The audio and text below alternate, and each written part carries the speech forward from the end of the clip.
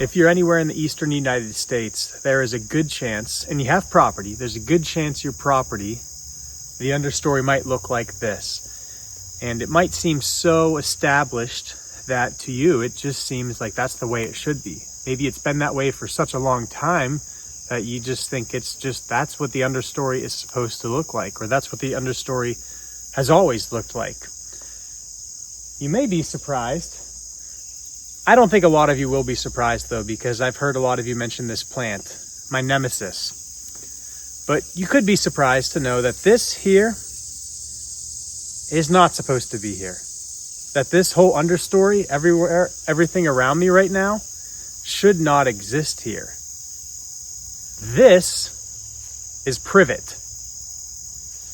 Privet is, to me, top 3 worst invasives that I'm dealing with. When I did the video on Japanese stiltgrass, most people had it. A lot of people said it's really not their biggest problem, and I understand that because it's a nice looking grass. It doesn't get too tall, and we did a deep dive on that plant and why it is so ecologically destructive. So today we're going to do a deep dive on privet. One of the biggest differences between privet and Japanese stiltgrass is privet did not sneak into, or I should say privet seeds were not put into packages and shipped across the ocean from Asia. Privet was brought here intentionally.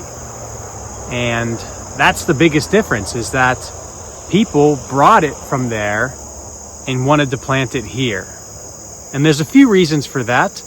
And that also happens to be the same reason why it is such a bad invasive plant. Let's get into it. So the horticulture trade brought privet to the United States, nurseries sold it, and homeowners bought it. It sold very well, and it's because people wanted something that grew fast. They wanted something that stayed green for a long time, something that could be trimmed. They could shape it, could form a nice dense hedge, and they wanted color for a long time. Privet checked all of those boxes, so it was an easy sell. So today we're going to talk about how privet went from a prized landscaping shrub to dominating the understory of our forests. We're going to talk about how it spread so well, and most importantly, what can be done about it and why you would want to do anything about it. We're going to talk about why it's so bad and what we can do about it. And there is hope. The first thing we need to understand is that there is more than just one privet. They all belong to the genus, I think it's like ligustrum. I always struggle with these Latin names. Ligustrum is the genus, and I believe there's over 50 species of privet. In the east, where I am here in Pennsylvania, some of the privet that you'll hear of are Chinese privet, common privet, border privet, European privet, California privet, Japanese privet, glossy privet. There are many different privet species, and all of them are a big headache for us. Most of them coming from Europe or Asia, if you couldn't tell from the names. And like I said, it came over here as part of the horticulture trade. That was in the 1800s. And it checked every box homeowners wanted. And it sounds perfect. It can take shade, it can take sun, lousy soil, you can shape it, you can do all these things with it. Sounds perfect. That is until it starts to creep out of cultivation. And that's what happened.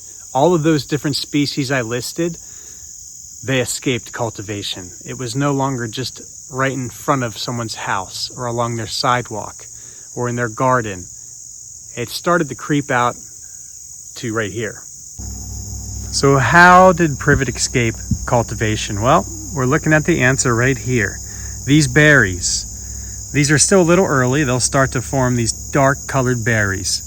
And we all know how this happens, and we also know why I happen to be standing right next to an electric pole. Birds will eat these berries, and then you'll see the result of that. This whole area, young privet, a lot of invasives really, because of this line. So birds will eat those berries and they get dispersed. So they might go to your nice garden, they see some berries, they eat them. They might fly over here towards my house, sit up on this line, and then you know the rest of the story. So there's a chance if you have privet, or maybe you planted it, that's okay if you did. We all learn. A lot of people did. There's a chance that you might be watching this and say, I don't have any near mine, so it can't be that bad. Well, thanks to the birds, it could be that bad. And maybe you're not seeing it because around your privet is mowed lawn. It's not going to pop up if you mow that every year or however often you mow. Take a little walk out into the closest woodland. There you'll start to see it, I guarantee it. If there's privet anywhere near there, it doesn't even have to be that close. Birds can fly pretty far. That's what makes this spread so bad, along with this one here, autumn olive, which we'll do another video on autumn olive another time. We have a lot of invasives to talk about. So those birds will spread that, and there might be a nice park near you. There's a good chance privet's there, taken over because of someone's old mature plant from who knows how long ago. So how do you identify privet? Well, it's actually a pretty easy one. First thing I look at is the leaves. You'll see these leaves are opposite arranged. They are not alternating. They are pretty much in pairs, okay? So it's an opposite leaf arrangement. The leaves are simple. They're oval. You see how they're oval shaped? Sometimes elongated. And the edges, this is important here. You see the edges, if I can focus on this, the edges are smooth. Okay, they don't have serrated edges. Sorry about this focusing. There we go. Smooth edges. On the younger plants, you'll have more smooth bark. As it gets older here, you'll see it gets more of a gray, tannish. And I mean, this is all privet you're looking at right now. So the stems really change and you start to get multi-branch stems. I would say the worst thing about it when handling it as you start cutting all of this are these stems here, the little thorns on these stems. These are a big pain. So you might just think, oh, I'll go in here and just cut it down. You start grabbing it, these thorns, they hurt and they're tough. They're not, some thorns break off easily. These, they do not. They are tough, especially on the more mature trunks like this here. Then in late spring, early summer, that's when the flowers come in. So I showed you those berries earlier. Those were white flowers earlier in the year.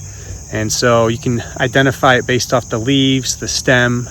We talked about the flowers, which is not in flower right now, so we're not going to look at that. I might be able to put a picture in. The berries. And one other key when identifying this is later in the season. Think as everything's starting to lose its leaves. A lot of the privet species we have that are invasive are semi-evergreen species. It's not 12 months a year, but it's probably 10 months, 9 to 10 months of the year they keep those leaves. So if it's November and you still see some green, go look. There's a good chance it's privet. And that's actually a great way. We'll talk about that a little later, but that helps a lot when you're trying to identify this, trying to survey your property and know that's a big patch of privet. I need to deal with that. And that's exactly what I did here. So come out here a little bit. That autumn olive is not what I'm talking about, but over here, all this dead stuff, I knew that's one big patch of privet and I handled it. So which privet is this? Which privet is that? How to identify the differences? Well, I'm going to be honest. It is possible, but it's difficult.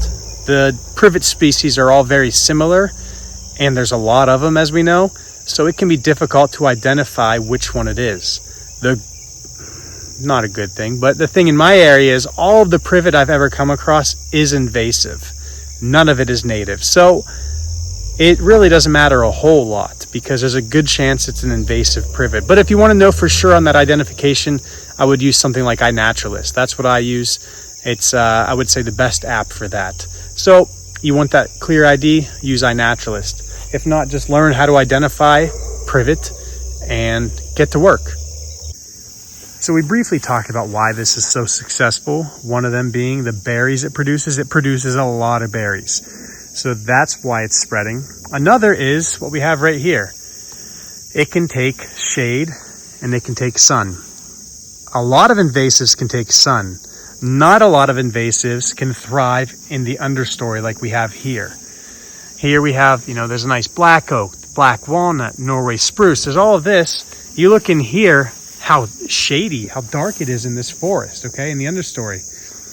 Yet the privet thrived. That is until I killed this batch. So that's one of its biggest advantages, is being able to tolerate shade. Because like I said, some invasives will take over a whole field.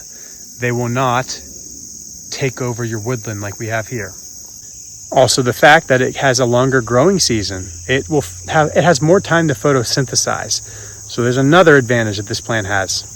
So more than the berries or the shade tolerance, I would say maybe this is its biggest advantage, and it's that a lot of people might look at this and think, I need to get control of this. So they come in and they'll get a brush hog, a forestry mulch or whatever, and they mow it down and they walk away thinking, job done, it's complete.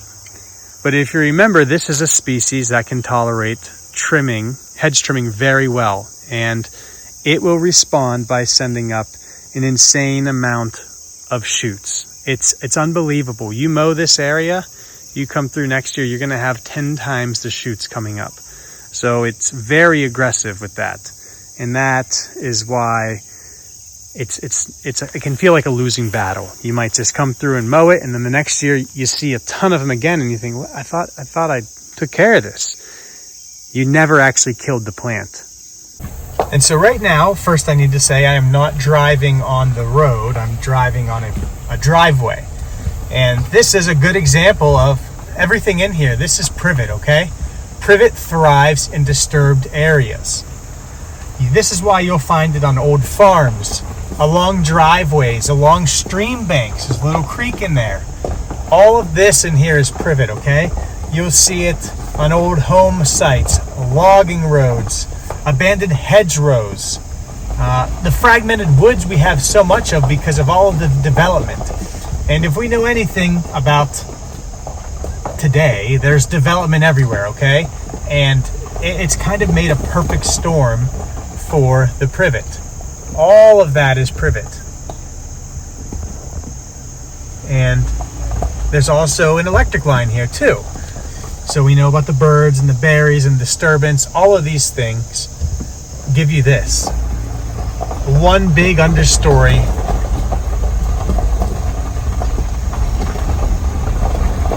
So you combine that disturbance with the seed source, and there's a good chance you're going to have a mess on your hands. And so now that privet is the dominant understory, at least in this site we're at right now, we need to ask ourselves, what is missing? What is supposed to be here? And that's where this story matters a lot more than just an annoying bush, is knowing what is no longer there and what should be there. So when we're walking in a forest, we tend to look up. We look up at the black cherries, the red maples, the white oaks, all of the big trees, and we just think, oh wow, that's a forest and that's how it should be. We aren't always looking what's right in front of us, the understory. And that tells a very different story than this canopy. Because as you start to look at the understory, you start to realize there are no spring ephemerals anymore. Where are the wildflowers? Where are the native shrubs? Where is the native understory? Where's the next generation of forest, right? You start looking and you think, well, where are the trees that will replace these trees? Because it doesn't look like there are any. That's actually something researchers have tested. They went into a forest that was dominated by Chinese privet. And one part of the forest, they removed that privet. The other part, they left it alone. 13 years later, the patch that they treated, it was just a one-time thing. They weren't actively treating this for 13 years. But 13 years later, the site that they treated had 60% more native regeneration than the site they did not treat. And that really matters because as you look into the forest, there needs to be new trees replacing these. It wasn't until I really started to pay attention to these things, till I wanted to learn more about ecology and all of this. I'm not an expert at all.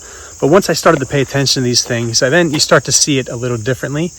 You start to look at the trees. Then you realize like a forest, just because it has big, healthy trees doesn't mean it's healthy. Where are the next generation of trees? And when you have a forest that's just dominated with the whole understory like this, right now it might seem like everything's okay. We might look up at the big oaks and we might think, well, that forest is good, that part of the property's safe. Well, what happens when those oaks die? Because they will.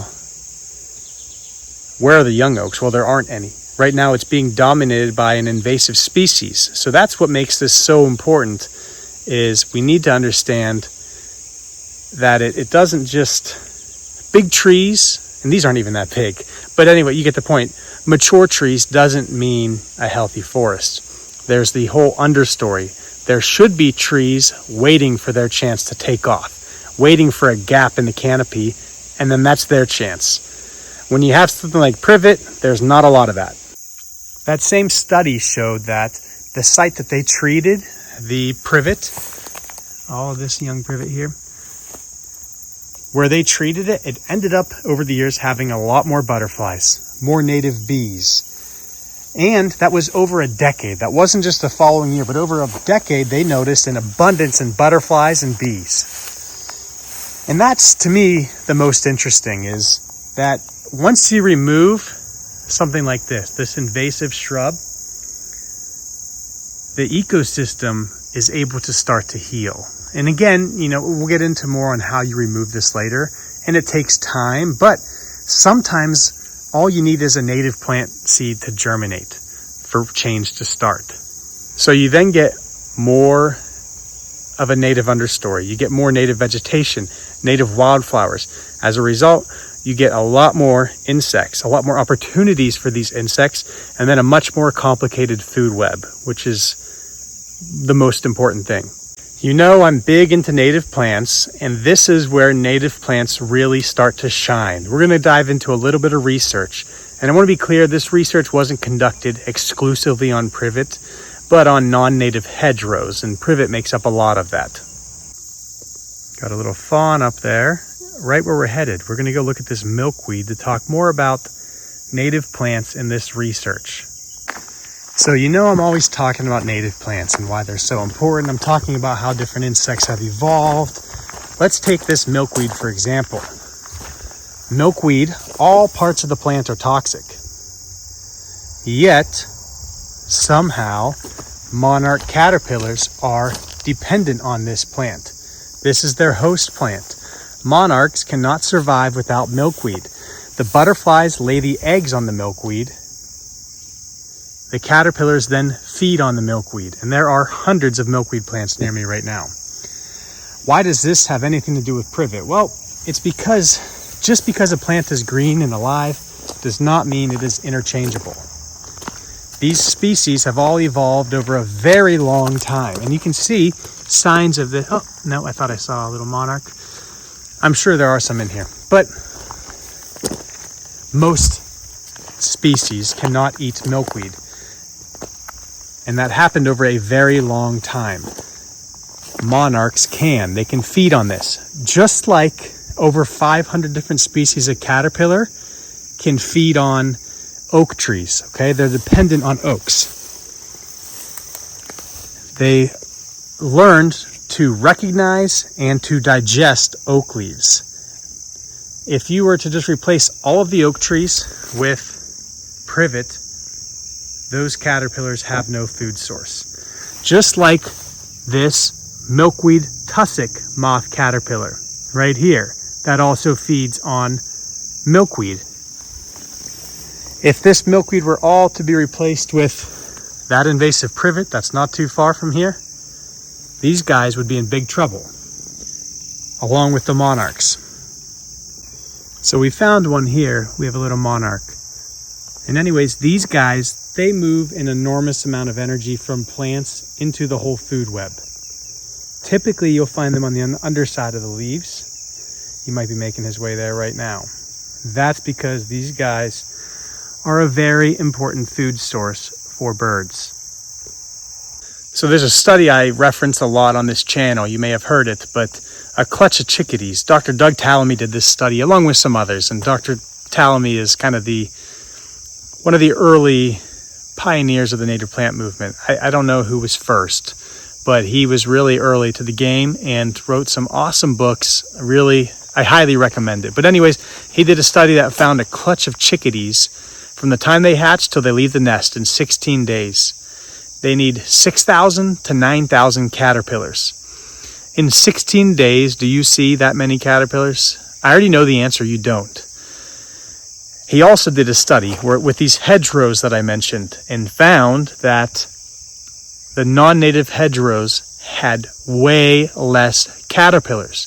That's because our native caterpillars have not evolved with these plants from the other side of the planet. All plants have different things like plant defense chemicals. They can't just digest it. There are some generalist caterpillar species that can, but there are a lot of specialists that can't. Many. That goes into more than just what the caterpillars feed on. You have more non-native plants, you then are going to have less native insects. Less native caterpillars means a lot less chickadees and birds in general. So it might not seem like a problem if you have a whole hedgerow of non-natives, but it's a lot more than just insects. Your birds are going to suffer as well. And this is where the invasive plant defense comes into play. People will say, but the birds eat it. It can't be that bad. So we know birds can feed on it, and they do. Part of why it's so aggressive. Birds could also perch in it. They can build nests in it. But that does not replace our native species. Another thing to keep in mind is birds are not nearly as much of a specialist as our insects are. A lot of our insects can't eat anything like our birds can eat any berry. Also, there is a whole nutritional side of it. There's an argument that the non-native invasive plants do not provide the same nutritional value as our native berries. And there's actually some studies I've seen, I think it was the Penn State Extension, at least I saw it at a class I attended years ago on invasive species, but they even showed that our native birds are losing their vibrant color the more their diets turn to these non-native berries. I believe it was a cardinal and maybe a scarlet tanager or an oriole. I don't remember the birds. It was like 4 years ago. But there were different birds where they have documented where their diets are made up of these non-natives. Their colors are not the same. They are not nearly as vibrant as they once were. So I think there's a whole lot more to it than just the birds eat it. So the berries don't tell the whole story, okay? Try to imagine an area like this you see here, full of invasive privet. And then imagine a balanced ecosystem where you have viburnums, dogwood, spicebush, young oak trees, hazelnut. Those areas are full of different insects, which means a lot more food for birds, as well as berries. So here you would have the invasive privet berries. On the other area, we would have berries, many different varieties of berries, and loads of insects. So just because the birds eat it, it does not tell the whole story of the food web. It's a lot more complex than just, I saw a bird eating it one time. And I will even say, privet is not ecologically useless. I don't like it at all, but it can provide some benefits. We know birds can nest in it. We know it can provide great cover for animals. We know birds can eat the berries. Bees can visit the flowers, but we're not talking about one privet plant among 100 native plants. We're talking about the opposite. This is 100 non-native plants to one native plant. Phone's dying, so we had to get to the truck to plug in the phone while we continue the video. So I mentioned that bees can visit the flowers. So I see why some might ask, I've seen bees on this plant. How could it be that bad? Well, I'll say oftentimes it will be honeybees, non-native honeybees. Doesn't mean native bees won't visit it, but a lot of the times we see that and we just associate it with, well, it's a really good plant. But we know there's a lot more than just honeybees. The other thing is its ecological function. If you have, the same could be said for milkweed, right? If you had 100 acres of milkweed, that's great for the monarchs, but it's kind of it. And maybe a couple other species. You got the milkweed bug, the milkweed tussock moth. Other than that, I mean, and then some will visit the flowers, but there are a lot of other specialists that need host plants. The same thing with this privet, except privet's much worse than milkweed, obviously. But the point I'm trying to make is the privet's going to be flowering at the same time. So if you have 100 acres of privet, you might say, wow, it's full of bees when it's in flower for those 2-3 weeks. Outside of that, nothing's happening. No caterpillars are feeding on anything. No birds are feeding on caterpillars. There are no other flowers. That's why diversity matters so much in these things. You need plant diversity.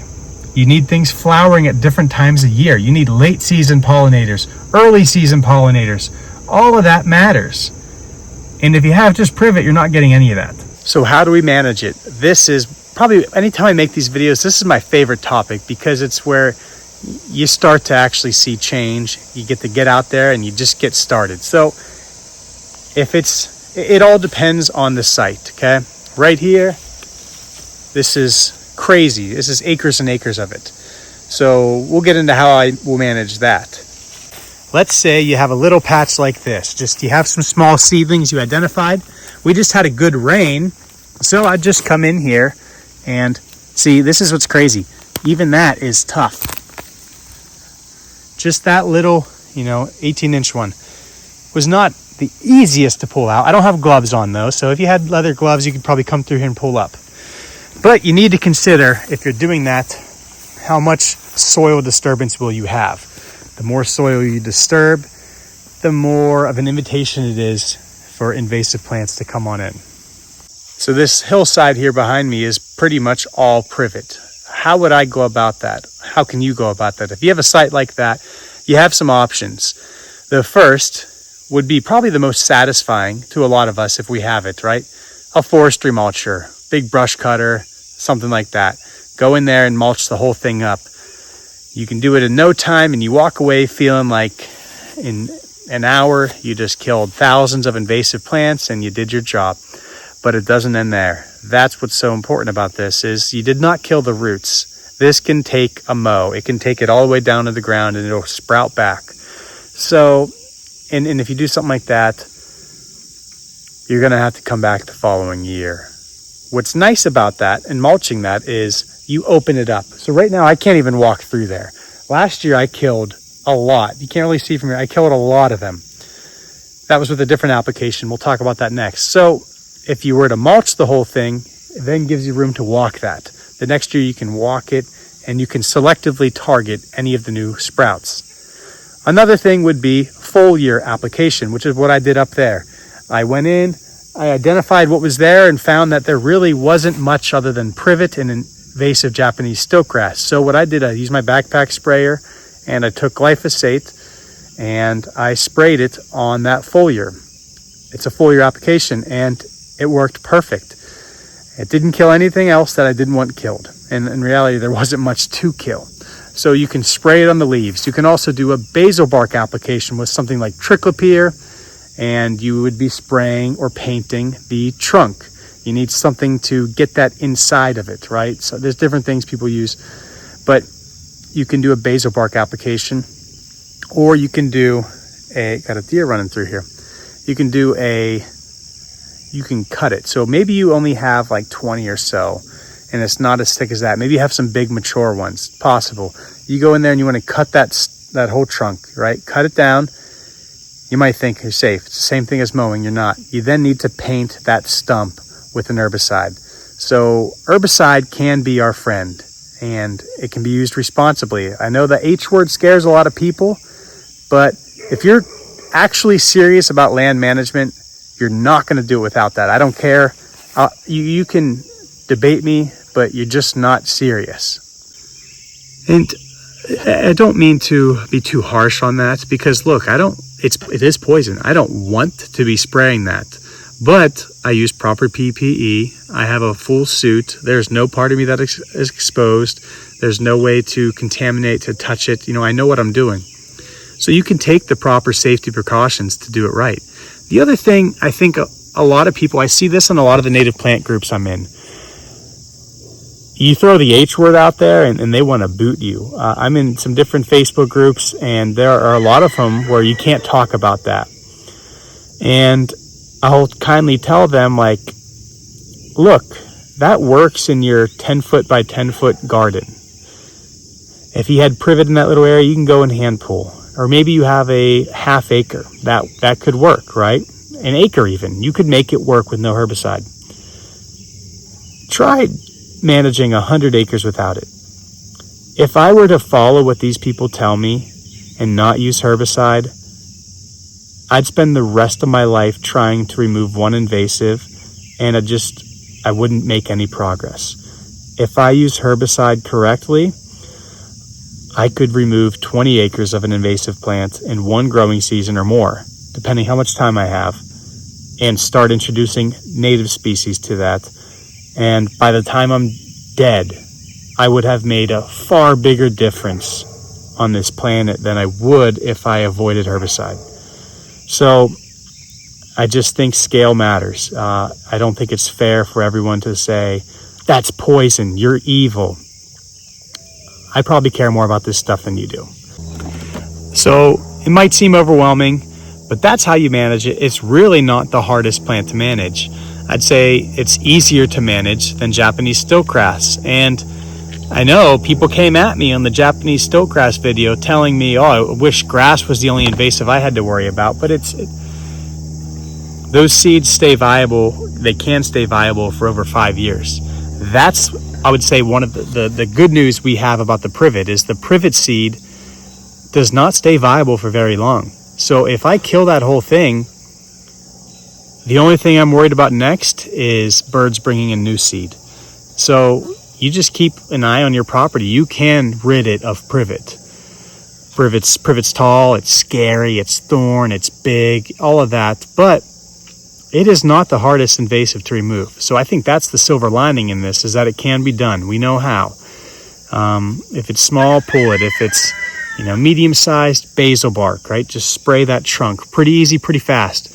If you have a really big one, nothing else, just cut it down, treat the stump. You have to treat it. You're not going to kill it. So do not for a second think that if I were to kill all the privet on my land, or you do that it's job done, it's over. There's a chance, a very good chance, something will take its place. Something always does. So is it going to be barberry, multiflora rose, honeysuckle, autumn olive? A number of different invasives can replace it. So that's where land management just is, you're doing it for the rest of your life. And it's something that I hope we pass on to the next generation. I know I'm teaching my kids about it a lot. I really want them to care about these things so they can pass that on to their kids. So you started killing your privet. What should replace it? Well, it kind of just depends. Why was the privet there in the first place? Was it something that you planted intentionally? Oftentimes now it's not, especially since it's now banned in Pennsylvania for sale. Many different species of privet you can't sell, probably 30 years too late. But anyways, what can you plant? Well, it just depends on your goals. Are you looking for privacy? Are you looking for something to benefit wildlife? So right over there, that was some privet that I killed a few years ago. This is a more wet site. So if this was all privet, what would I plant instead? Here's a perfect example. These beautiful berries here. This is silky dogwood, Cornus amomum. Birds go crazy for these berries. It thrives in a wetland setting like this. So if you have a wet spot, you could put in silky dogwood. You could put in winterberry is another good example of what you could plant instead. If it's a woodland edge, you could put in spice bush. Not far from me right now is a big spice bush, a few different plants. Witch hazel is another good understory. Those all make up the native understory, and they will thrive if you give them the chance to. Maybe I want something that will form a dense thicket. I could plant this, which that's not the best example. That one broke off. You could plant this American plum. This is a 2-year-old tree, and it's like 6.5 feet tall. So you could plant that. This will create a nice thicket. You got a big cage. There's another one over there. So that is a great alternative to privet. You could also do things like hazelnut, dwarf chinkapin oak, viburnums, gray dogwood. It really just depends on the site and what your goals are, but it is never a one plant fits all. And we've learned privet was successful because it worked. It wasn't that these people had bad intentions. It's because they found a plant that checks a lot of the boxes that they wanted checked. I believe a lot of our native plants can do those things. It just depends on the site. I say it all the time, but you have to know the site really well. Better than just, I think it's full of sun. You need to know the site and you need to know your goals. And I guarantee you can find a native plant for that. I know you can. So if you have privet on your land, don't feel discouraged. You just need to find where to start. And honestly, I'd start with the biggest one, the most mature one that's going to be putting out the most seed. Kill that first. Get a plan and go from there. You kill that big one and you work outward. You start to dive into the thickets like this. And then, while doing that, looking for any native plants that you want to keep as well. If there's anything you need to protect. And again, the whole time trying to think what should be here instead. It's not a matter of just spraying glyphosate and killing everything, but what do I want there? I knew that I had a lot of these thickets to kill, and I killed some, not nearly enough, okay? And I knew that was a problem. So I started to plant native thickets. I have a bunch of American plum through here, all these cages, as well as some dwarf chinkapin oak. And I planted these hoping to give them a head start. I also planted a lot of silky dogwood. And my thinking, my goal is to kill that off and establish nice native thickets here. And eventually, when that's a dead zone, those can then go there. So it's just trying to think of the bigger picture. Rather than feeling overwhelmed, think of what could be there and just start working on it. So just try to think about what you want there in 20 years. And think about that it isn't a 1 year plan. It isn't something we just do overnight. This is something, for me personally, this is a lifetime goal. Something I'm going to work towards for the rest of my life is restoring habitat. And so it's a marathon. It's not a sprint. So anyways, I appreciate you watching. This was a really long one. If you made it to the end, good for you. I'm sure 90% of you didn't. That's okay. A video this long isn't for everyone, but I hope you learned something either way, and I hope you have hope and know how to tackle privet now.